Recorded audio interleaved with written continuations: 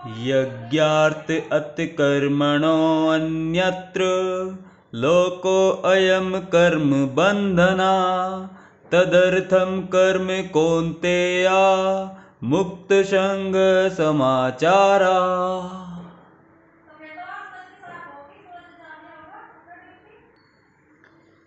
अर्थात श्री विष्णु के लिए यज्ञ रूप में कर्म करना चाहिए, अन्यथा कर्म के द्वारा इस भौतिक जगत में बंधन उत्पन्न होता है।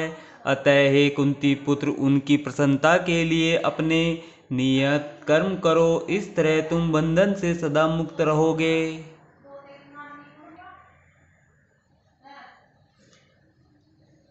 तात्पर्य जानेंगे। चूंकि मनुष्य को शरीर के निर्वाह के लिए भी कर्म करना होता है, अतः विशिष्ट सामाजिक स्थिति तथा गुण को ध्यान में रखकर नियत कर्म इस तरह बनाए गए हैं कि उस उद्देश्य की पूर्ति हो सके। यज्ञ का अर्थ भगवान विष्णु हैं। सारे यज्ञ भगवान विष्णु की प्रसन्नता के लिए हैं। वेदों का आदेश है यज्ञो वे विष्णु वह।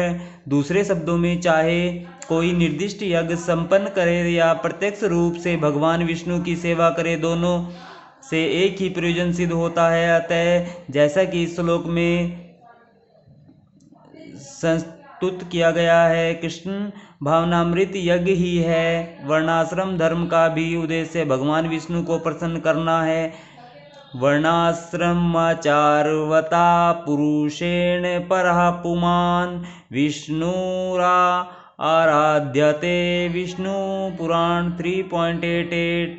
अतः भगवान विष्णु की प्रसन्नता के लिए कर्म करना चाहिए। इस जगत में किया जाने वाला अन्य कोई कर्म बंधन का कारण होगा, क्योंकि अच्छे तथा बुरे कर्मों के फल होते हैं और कोई भी फल कर्म करने वाले को बांध लेता है। अतः कृष्ण विष्णु को प्रसन्न करने के लिए कृष्ण भावना भावित होना होगा, और जब कोई ऐसा कर्म करता है तो वह मुक्त दशा को प्राप्त रहता है। यही महान कर्म कौशल है, और प्रारंभ में इस विधि में अत्यंत कुशल मार्गदर्शन की आवश्यकता होती है। अतः भक्त के निर्देशन में या साक्षात भगवान कृष्ण के प्रत्यक्ष आदेश के अंतर्गत जिनके अधीन अर्जुन को कर्म करने का अवसर मिला था, मनुष्य को परिश्रम पूर्वक कर्म करना चाहिए।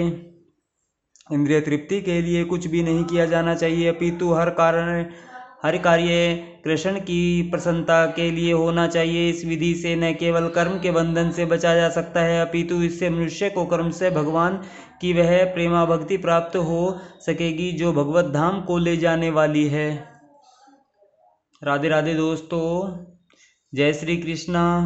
आज हमने श्रीमद् भगवत गीता के अध्याय 3 के 9वें श्लोक का आनंद लिया है। अगर श्लोक पढ़ते हुए कोई त्रुटि हुई हो तो मुझे माफ करना। राधे राधे, जय श्री कृष्णा। कल हम 10वें श्लोक का आनंद लेंगे। राधे राधे।